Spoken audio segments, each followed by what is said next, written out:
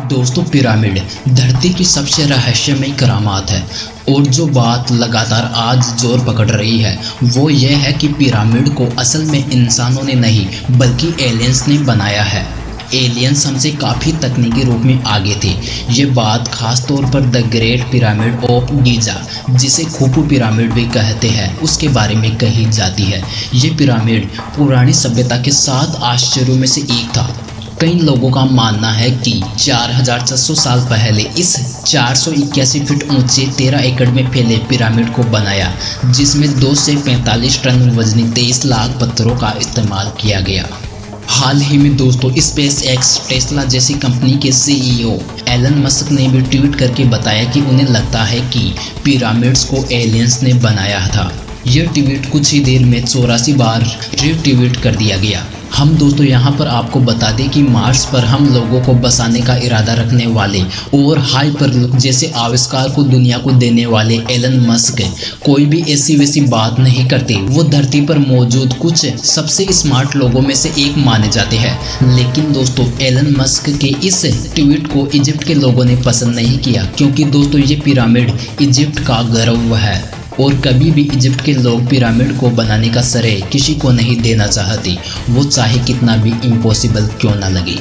आखिर दोस्तों, ऐसा क्यों कहा जाता है कि पिरामिड्स को एलियंस ने बनाया था और पिरामिड्स को बार बार एलियंस के साथ क्यों जोड़ा जाता है? आज दोस्तों हम इस वीडियो में आपको कुछ पिरामिड्स के बारे में चौंकाने वाली बातें बताएंगे, जिनको सुनकर दोस्तों आप बेशक हैरान रह जाएंगे।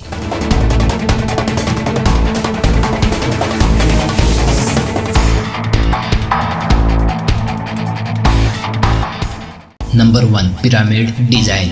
अगर दोस्तों हम द ग्रेट पिरामिड के पैरामीटर की बात करें तो वो है 3024 फीट, और जब हम इसको इसकी ऊंचाई के दोगुने से भाग करें यानी कि 2 गुना 481, और जो हमें उत्तर मिलेगा वो है पाई का जाना माना नंबर।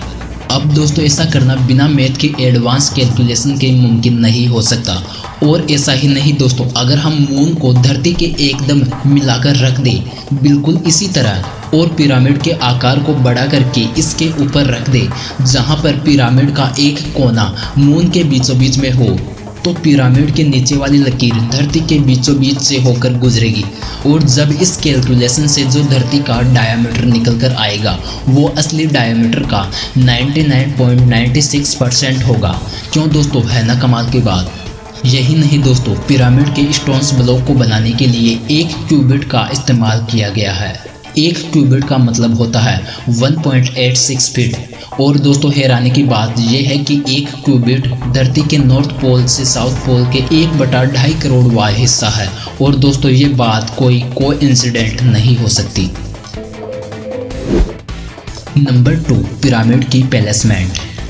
दोस्तों सभी पिरामिड स्क्वायर शेप में है, जिसके 4 कोने होते हैं। खुफू के पिरामिड के चारों कोनों चारों दिशाओं में है, और पिरामिड का मुख्य फेस एकदम नॉर्थ पोल की तरफ है। और दोस्तों ये 1 डिग्री के 15वें भाग जितना सटीक है।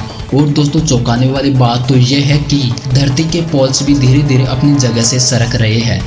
साइंटिस्ट का मानना है कि जिस समय ये पिरामिड बने उस समय उन पिरामिड्स का फेस एकदम नॉर्थ पोल की तरफ रहा होगा।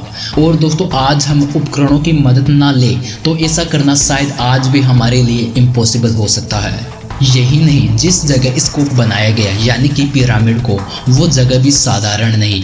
क्योंकि दोस्तों जब हम इस पिरामिड के चारों कोनों से निकलती हुई लाइन को अगर धरती के चारों तरफ खींचे तो हम ये देखेंगे कि ये रेखाएं धरती के ज़्यादातर भाग पर जाती है, यानी कि ज़मीनी सतह पर जाती है। और दोस्तों ऐसा इंसिडेंट किसी और जगह पर नहीं हो सकता। इस तरह से देखा जाए तो ये ज़मीन के एकदम सेंट्रल पॉइंट पर बना हुआ है। वैसे दोस्तों यहाँ पर हम आपको यह भी बताते चले कि भारत में ही मैथ और ज्योमेट्री के फॉर्मूला उस समय मौजूद थे जिस समय पिरामिड को बनाया गया, तात्या जाइन के स्लूप सूत्र के तौर पर। वैसे दोस्तों हम यहाँ पर पिरामिड को इससे नहीं जोड़ रहे, लेकिन यहाँ पर भी कई लोगों का मानना है कि ये फॉर्मूला पिरामिड को बनाने में इस्तेमाल किया गया होगा। लेकिन दोस्तों इसको लेकर भी आज कई तरह के विवाद चल रहे हैं, जिनके बारे में हम दोस्तों कभी और बात कर सकते हैं शायद। Number 3, Orion constellation theory.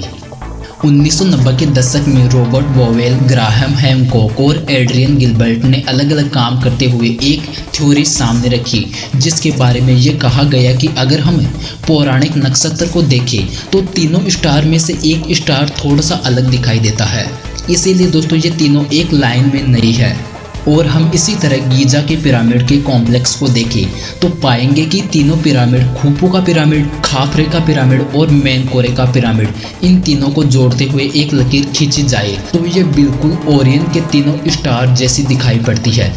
यही नहीं, इसके पास स्थित द ग्रेट स्फिनिक्स, जिसमें इंसान का चेहरा शेर के शरीर के ऊपर लगा हुआ है, ये पिरामिड और पास में बहती नील नदी, इन तीनों को हम अगर ले और हम ओरियन कॉन्स्टेलेशन, लियो कॉन्स्टेलेशन और मिल्की वे गैलेक्सी इसकी जगह रखें तो ये एकदम मैच होती है। हालांकि दोस्तों इसमें पिरामिड ऑफ द ग्रेट स्फिनिक्स को बनाने का समय 12,500 साल पहले का बताया जाता है, जिसको लेकर इस समय थोड़ा विवाद चल रहा है।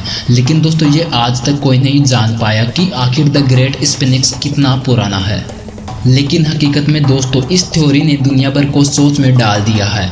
अगर दोस्तों ये बात सच है तो इन पिरामिड्स को बनाने में किसी एलियन या फिर किसी एडवांस सिविलाइजेशन का हाथ जरूर रहा होगा।